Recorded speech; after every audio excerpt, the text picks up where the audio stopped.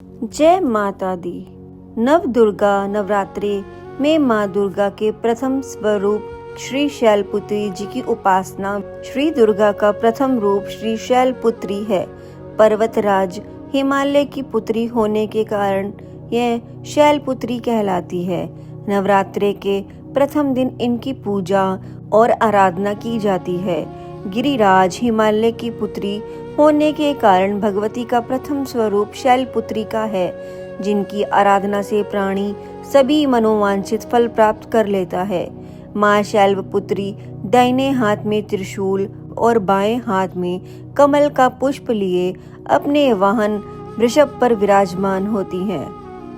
नवरात्रि के इस प्रथम दिन की उपासना में साधक अपने मन को मूलाधार चक्र में स्थित करते हैं। शैलपुत्री का पूजन करने से मूलाधार चक्र जागृत होता है और यहीं से योग साधना आरंभ होती है, जिससे अनेक प्रकार की शक्तियां प्राप्त होती हैं। माँ दुर्गा की उपासना का पर्व शारदीय नवरात्र प्रतिपदा से नवमी तक सनातन काल से मनाया जाता रहा है। आदि शक्ति के हर रूप की नवरात्र के 9 दिनों में पूजा की जाती है। अंततः इसे नवरात्र के नाम से भी जाना जाता है। सभी देवता, राक्षस, मनुष्य इनकी कृपा दृष्टि के लिए ललायित रहते हैं। यह हिंदू समाज का एक महत्वपूर्ण त्योहार है, जिसका धार्मिक, आध्यात्मिक, सांसारिक इन चारों ही दृष्टिकोण से काफी महत्व है। दुर्गा पूजा का त्योहार वर्ष में 2 बार आता है, एक चैत्र मास में और दूसरा अश्विन मास में। चैत्र माह में दुर्गा देवी की पूजा बड़े ही धूमधाम से की जाती है, लेकिन अश्विन मास का विशेष महत्व है। दुर्गा सप्तशती में भी अश्विन माह के शरद नवरात्रों की महिमा का विशेष बखान किया गया है। दोनों माहों में दुर्गा पूजा का विधान एक ही जैसा है। दोनों ही प्रतिपदा से दशमी तिथि तक मनाए जाते हैं। माता शैलपुत्री की कथा। एक बार प्रजापति दक्ष ने एक बहुत बड़ा यज्ञ किया। इसमें उन्होंने सारे देवताओं को अपना अपना यज्ञ भाग प्राप्त करने के लिए निमंत्रित किया, किंतु शंकर जी को उन्होंने इस यज्ञ में निमंत्रित नहीं किया। सती ने जब सुना कि उनके पिता एक अत्यंत विशाल यज्ञ का अनुष्ठान कर रहे हैं, तब वहां जाने के लिए उनका मन विकल हो उठा। अपनी यह इच्छा उन्होंने शंकर जी को बताई। सारी बातों पर विचार करने के बाद उन्होंने कहा, प्रजापति दक्ष किसी कारणवश हमसे रुष्ट हैं। अपने यज्ञ में उन्होंने सारे देवताओं को निमंत्रित किया है।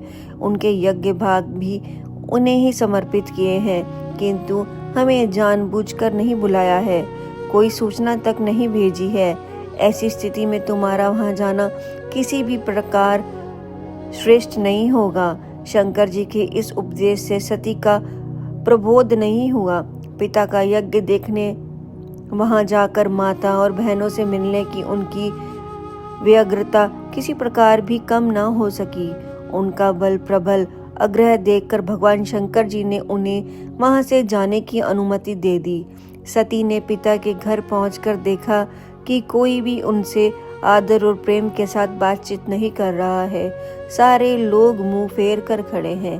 केवल उनकी माता ने ही स्नेह से उन्हें गले लगाया। बहनों की बातों से व्यंग और उपहास के भाव भरे हुए थे। परिजनों के इस व्यवहार से उनके मन को बहुत कलेश पहुंचा।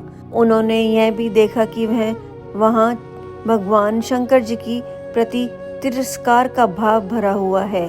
दक्ष ने उनके प्रति कुछ अपमानजनक वचन भी कहे।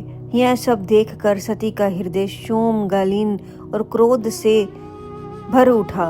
उन्होंने सोचा, भगवान शंकर जी की बात ना मान, यहाँ आकर मैंने बहुत बड़ी गलती की है।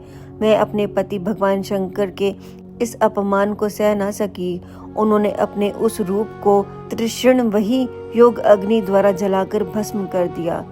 वज्रपात के समान इस दारुण दुखद घटना को सुनकर शंकर जी ने क्रोध हो अपने गणों को भेजकर दक्ष के उस यज्ञ का पूर्णतः विध्वंस करा दिया। सती ने योग अग्नि द्वारा अपने शरीर को भस्म कर अगले जन्म में शैलराज हिमालय की पुत्री के रूप में जन्म लिया। इस बार वह शैलपुत्री नाम से विख्यात हुई। पार्वती हेमवती भी उन्हीं के नाम है। उपनिषद की एक कथा के अनुसार इन्हीं ने हेमवती स्वरूप से देवताओं का गर्भ भंजन किया था। बोलो माता शैलपुत्री की जय। जय माता की।